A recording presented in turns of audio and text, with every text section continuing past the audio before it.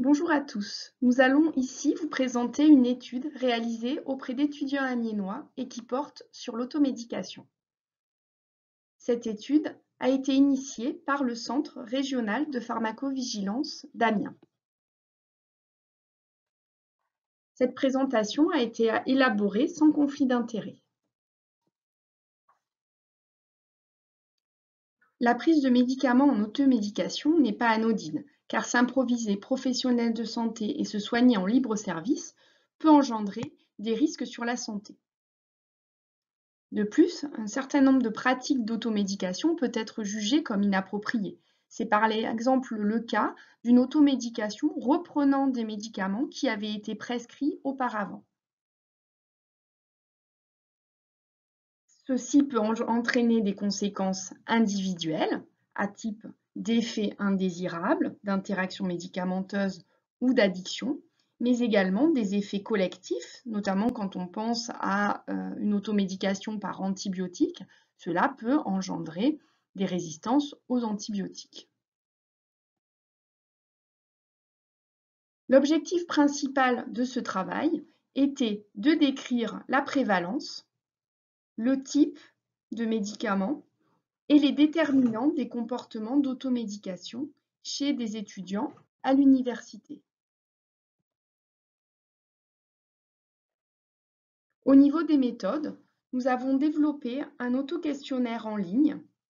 Ce questionnaire a été distribué auprès des étudiants de l'université Picardie-Jules Verne, qu'ils soient en filière santé ou hors santé. Nous avons volontairement exclu les premières années, jugeant que la problématique du concours de PACES pourrait rendre les résultats non homogènes. Concernant les différents axes du questionnaire, nous avons enregistré les facteurs socio-démographiques, l'état de santé des répondants, quels étaient leurs comportements d'automédication avec la fréquence de l'automédication et le type de médicaments pris en automédication. Mais également, une partie du questionnaire s'intéressait sur la connaissance du répondant sur le médicament et sa connaissance sur les risques de l'automédication. Voyons ici les résultats. Au total, 1257 participants ont répondu au questionnaire, avec une majorité de femmes à 78%. L'âge moyen des répondants était de 22 ans. Il y avait un peu plus d'étudiants en santé, avec une proportion qui était de 715 étudiants en santé contre 542 étudiants hors santé. Concernant les années d'études, la majorité des étudiants étaient en licence 2e année et licence 3e année.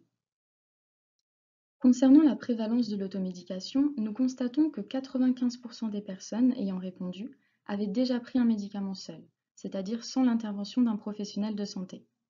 Cette prévalence allant de 91% pour les étudiants hors santé à 98% pour ceux en santé. Si l'on s'intéresse à la fréquence de l'automédication, 899 des répondants, soit 71% des étudiants, ont répondu qu'ils s'automédiquaient souvent, très souvent, voire tous les jours. Voyons ici les résultats de l'automédication que nous considérons comme inappropriés, c'est-à-dire portant sur les médicaments d'une prescription antérieure. Nous voyons sur cette figure que cela concerne quasiment la moitié des répondants. Sont représentés sur la partie droite de la diapositive les types de médicaments pris dans ce contexte, et cela concerne majoritairement les médicaments pour traiter des douleurs importantes, comme les antalgiques de palier 2. Mais 162 étudiants déclaraient aussi reprendre des anti-infectieux.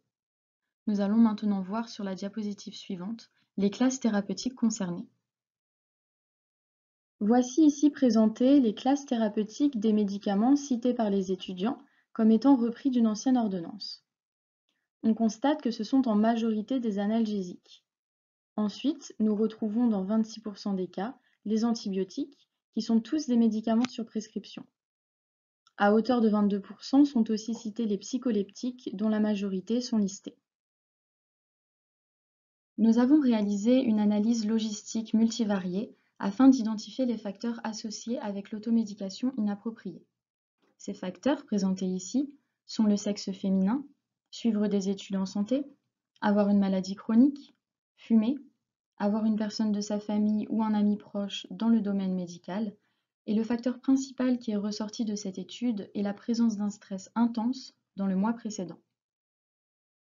Sur cette diapositive sont présentées les raisons données par les étudiants à la pratique d'automédication. La majorité utilise des médicaments connus, pense être capable de se soigner seul et pratique l'automédication pour des symptômes jugés comme non graves. Dans l'auto-questionnaire de cette étude, un mini-quiz était proposé aux étudiants avec des questions simples sur les médicaments. Cette figure indique le nombre de réponses fausses à chacune des questions. La question ayant eu le taux d'erreur le plus élevé est celle sur la pilule contraceptive, considérée par 25% des étudiants comme n'étant pas un médicament. Au final, 45% des étudiants ont donné au moins une réponse fausse. Donc au final, nous avons pu mettre en évidence une automédication importante puisqu'elle touchait 95% des répondants. Des étudiants sur 2, en effet, ils pensent connaître les médicaments, être capables de se soigner pour des symptômes qualifiés de bénins. C'est pour cela qu'ils s'automédiquent. Alors qu'au final, 45% des étudiants font au moins une erreur au quiz proposé, quiz qui était relativement simple sur la connaissance des médicaments. Nous avons ainsi démontré une mauvaise connaissance du médicament alors que ces étudiants pensent bien les connaître.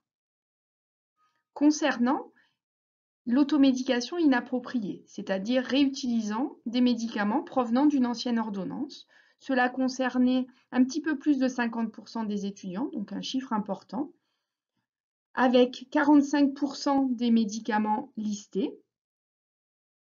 Quand on a regardé les médicaments les plus utilisés, les 3 classes principales étaient les analgésiques, les antibiotiques et les anxiolytiques.